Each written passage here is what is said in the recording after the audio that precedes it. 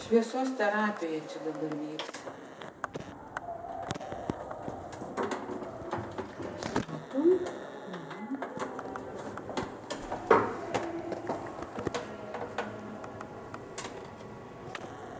Šils audiniai, padidės kraujotaka, mažės uždegimas, labai maloni šiluma.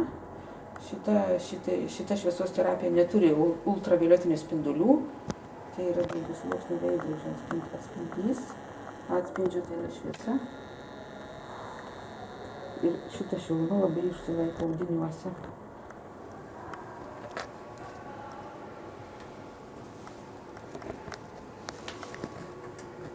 Kaktytė šyla?